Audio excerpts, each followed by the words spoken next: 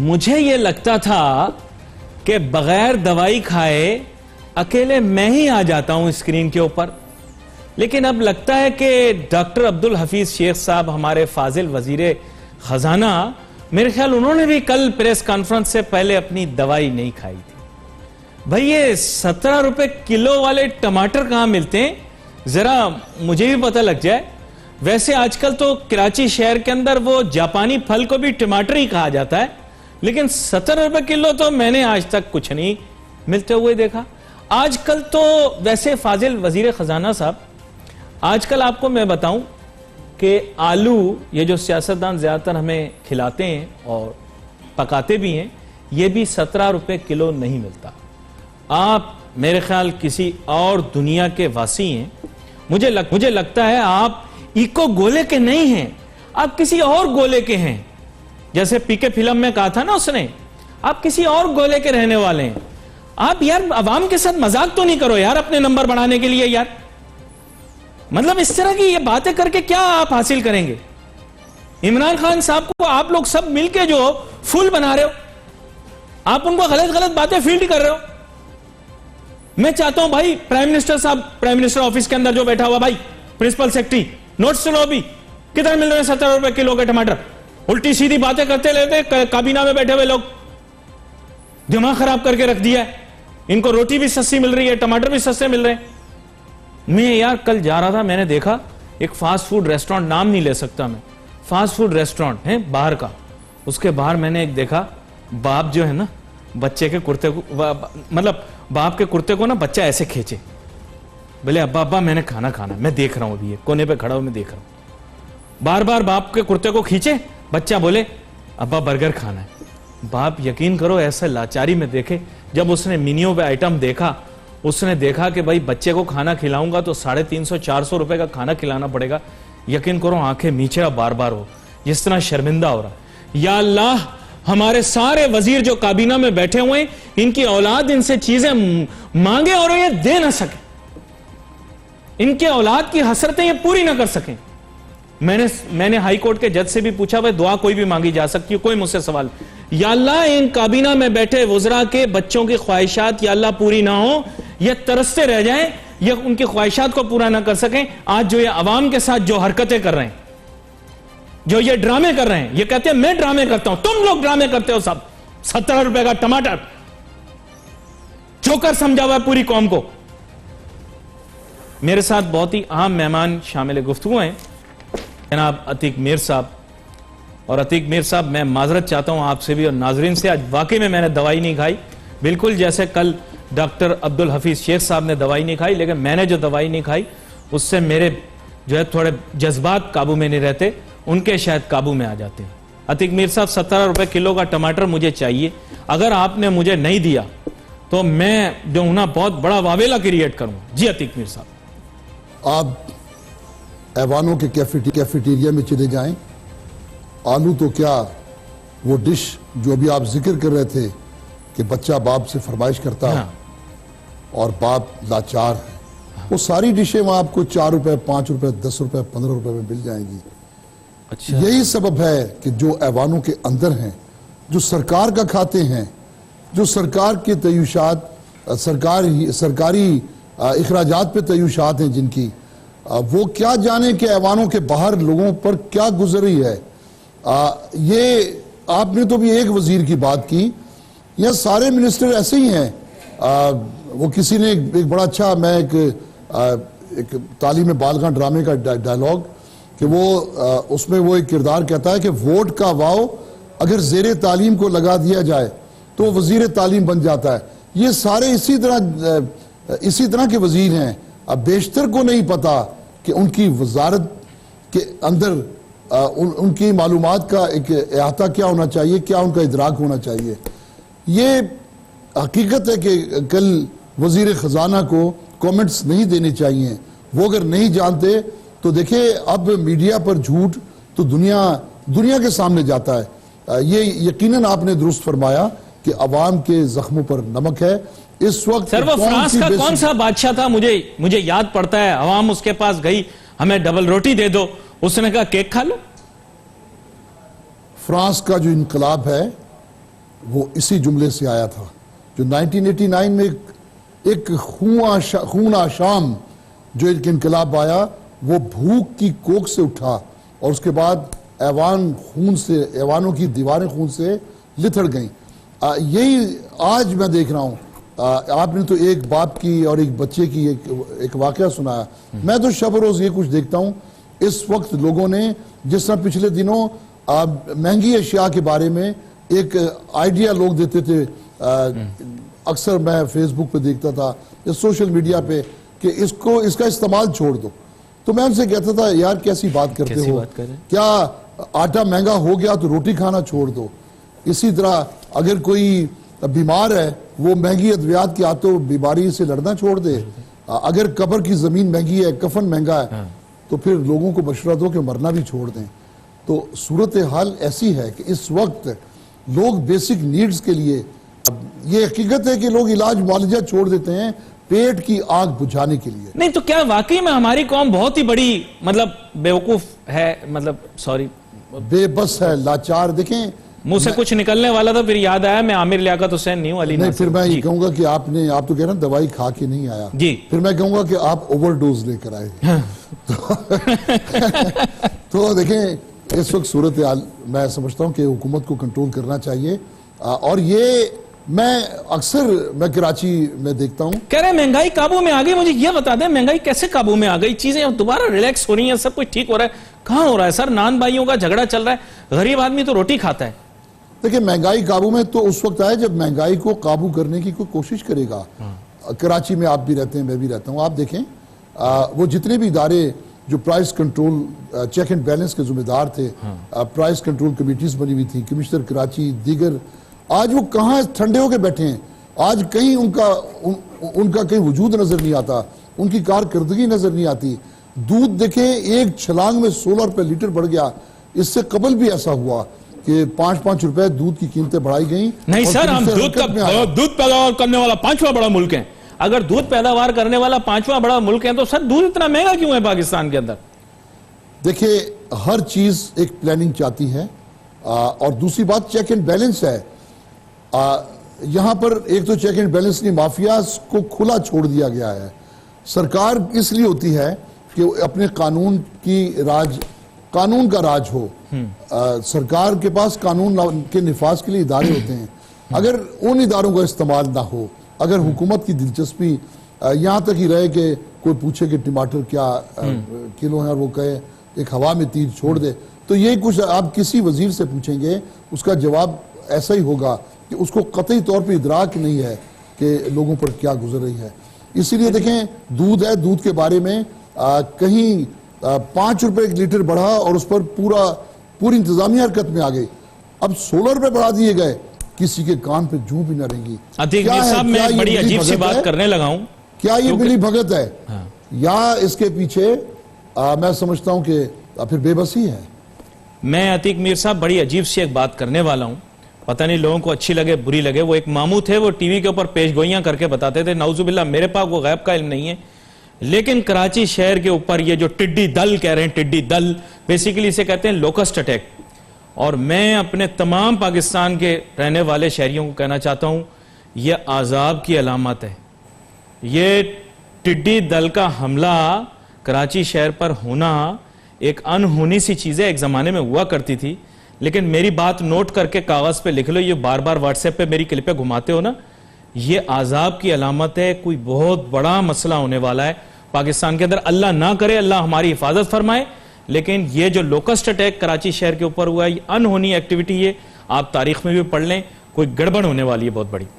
جی sorry, معذرت عتیق میر صاحب، میں نے آپ کی بات کو انٹرپٹ۔ نہیں، بہرحال دیکھیں میں یہ سمجھتا ہوں، میں بلکہ اکثر ایک بات کہتا ہوں، جس طرح آپ جذبات میں آ کے آپ کے اندر کی سچائی وہ 2 آتشہ بلکہ 6 آتشہ ہو جاتی ہے، جی میں بھی کبھی اپنے اطراف لوگوں کے کردار و عمل کو دیکھتا ہوں، جس طرح میرے اپنے تاجروں کے اندر میں دیکھتا ہوں جھوٹ، دھوکہ، 2 نمبری اور فراڈ ہے۔ جس طرح مہنگائی کی بات آپ کر رہے تھے، اپنوں کی بات کر رہے ہیں، اب بالکل میں اس وقت دیکھیں من حیث القوم علی بھائی، ہم سب کہیں نہ کہیں ذمہ دار ہیں۔ آپ دیکھیں کہ وہ جس ایک برائی کے عمل پر ایک نبی کی امت پر عذاب آیا، الگ الگ آپ عذابوں کی اگر وجوہات تول میں گڑبڑ کرنا، تو وہ سارے عذاب آج یکجا ہیں، وہ ساری برائیاں آج یکجا ہیں، لیکن اس کے باوجود اللہ پاک مہلت دے رہا ہے اس قوم کو. اب بھی آپ نے نہیں لیکن تول میں گڑبڑ کر رہے ہیں، تول میں کہاں ملاوٹ بھی کر رہے ہیں. کہاں گڑبڑ نہیں ہے. جہاں پر بھی دیکھیں گناہ کے زمرے میں آنے والی بات ہے، میں اپنی اطراف دیکھ رہا ہوں 1 یا 2% ہوں گے جو اللہ کے خوف سے جو شاید کسی برائی میں شریک نہ ہوں. اس لیے کہ جب کوئی روکنے والا نہ ہو، جب کوئی قانون نہ ہو، جب روکنے نہیں والے فوڈ اتھارٹی بنائی بھائی، فوڈ اتھارٹی بنائی، کیا بات کر رہے ہیں آپ؟ فوڈ اتھارٹی بنائی ہے ہم نے. دیکھیں یہاں تو کرپشن کے خلاف اینٹی کرپشن بنتا ہے اور وہ کرپشن سے اس سے زیادہ کرپٹ ہے. تو جو اتھارٹیز آپ بناتے ہیں وہ اتھارٹی تو اسی گناہ میں شریک ہیں جس کو ختم کرنے کے لیے انہیں ذمہ دار بنایا گیا. دیکھیں ایک بادشاہ علاء الدین خلجی کا نام آپ نے سنا ہوگا تاریخ میں جی. وہ اپنے سپاہیوں کے ساتھ بازاروں میں وہ چیک کرتا تھا، لوگوں کے باٹ چیک کرتا تھا، اور کہیں پر وزن میں جو فرق ہوتا تھا سرکاری باٹ سے جب دکاندار کے باٹ میں جو فرق نکلتا تھا اتنے ہی وزن کا گوشت اس کے کولے سے دکاندار کے کولے سے اتار لیتا تھا. یہ سزا، یہی سزا بنتی ہے آج کے لوگوں کی کہ جنہوں نے انسانوں کا جینا دوبھر کر دیا. آپ روزہ رکھنے کی حالت میں اس سے زیادہ مشکل کیا ہے کہ ایک روزے دار کی ضرورت کی تمام چیزیں دانستہ طور پر یا تو اسٹور کر دی جاتی ہیں یا اس کی قیمتیں بڑھا دی جاتی ہیں. یہ بات میں مفروضے کی بنیاد پر نہیں کرتا. میں ایک شخص کو دیکھا، اس نے ایک لسٹ بنائی رمضانوں سے پہلے، تو میں نے اس سے کہا یہ کس چیز کی لسٹ ہے؟ کہنا یہ سامان ہمیں ذخیرہ کرنا ہے، یہ روزے دار کے تصرف کی ذخیرہ اندوزی کے لیے. تو کیا بات کریں گے آپ ان لوگوں کے بارے میں؟ آپ ویسے آج کل ہمارے وزیر اعظم عمران خان صاحب بہت زیادہ درس وغیرہ دیتے ہیں. میں ان سے گزارش کروں گا اسپیشل درس رکھیں وہ ہمارے چھوٹے تاجر صنعتکاروں کے لیے. وہاں پر ان کو جو ہے کیونکہ مدینہ کی ریاست کا ماڈل وہ رکھتے ہیں ہمیشہ سامنے، تو میں ان سے کہوں گا سر ان کو بھی ذرا سا آپ درس دیں، کیونکہ آج کل وہ دینی ہو گئے ہیں. آپ کو پتہ ہے ہر وقت تسبیح ہمارے فاضل وزیر اعظم کے ہاتھ میں رہتی ہے. علی بھائی یہ درس سے معاملہ آگے جا چکا، یہ درس والے لوگ نہیں ہیں. چلیں میں چھتر مارنا چاہیے. چھتر پہ بات آ گئی. چھتر، اور ایک زمانے میں ایک ڈرامہ دیکھا کرتا تھا اندھیرا اجالا، اس میں ڈرائنگ روم کرایا کرتے تھے. ان کو ڈرائنگ روم کی شاید سیر کرانی پڑے گی. Let's take a short break.